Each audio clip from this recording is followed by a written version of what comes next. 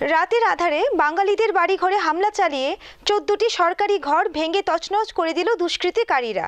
এর প্রতিবাদে শনিবারে বাঙালিরা ব্রহ্মছড়া থেকে কাকড়াছড়া রাস্তায় পথ অবরোধ করে তেলিয়ামুড়া মহকুমার কলুইপাড়ার এই ঘটনার উত্তপ্ত পরিস্থিতিতে সামাল দিতে মাঠে নেমেছে পুলিশ।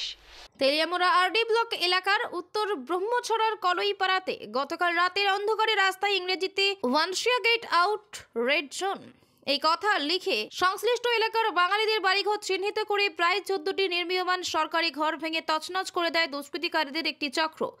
পরদিন অর্থাৎ শনিবার এই ঘটনা প্রত্যক্ষ করতে পেরে সকাল 9টা থেকে এলাকার বাঙালি অংশের লোকজন ব্রহ্মছড়া কাকড়াছড়া সড়কের গাছের লগ ফেলে সড়ক অবরোধ করে বিক্ষোভ শুরু করে। ক্ষতিগ্রস্তদের অভিযোগ, প্রদ্যুতের কোনো এক মন্তব্যের জেরেই দুষ্কৃতিকারীরা এই ধরনের ঘটনা ঘটিয়েছে। স্থানীয়দের আরও অভিযোগ, এই ধরনের ঘটনা ঘটিয়ে রাজ্যে জাতিগত সুরসুরি দেওয়ার একটি প্রচেষ্টা চালিয়ে যাচ্ছে একটা দুষ্কৃতী চক্র।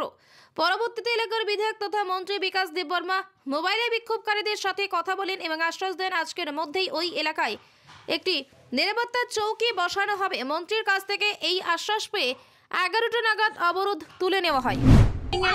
সরকারি ঘর দিচ্ছে, আমরা এর কারণে আমরা ঘর লেগে মানে আচ্ছা, কোনখানে ঘর ভাঙছে আপনাদের?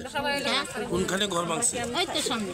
কে ভাঙছে? কে ভাঙছে? কে ভাঙছে তো দেখছি না, রাত্রেবেলা ভাঙছে, আমরা দেখছি না। কয়টা ঘর? 17টা। মানে 17টা পরিবারের? হ্যাঁ। কোন এলাকা এটা? এলাকার নাম কি? ব্রহ্মছড়া। আজকে যে ঘটনাটা হয়েছে বাকিগুলো তো আমি বলতে পারবো না। আজকে যে ঘটনাটা হয়েছে এটা পুলিশ এখন ওনার প্রসিডিং করবে। আর যেটা ওনাদের লোকাল ডিমান্ড যেটা আছে ওটাও আমরা মানে হায়ার অথরিটির কাছে টেক আপ করবো এবং ফলো আপ করবো এবং তাড়াতাড়ি এটা ফুলফিল করার চেষ্টা করবো।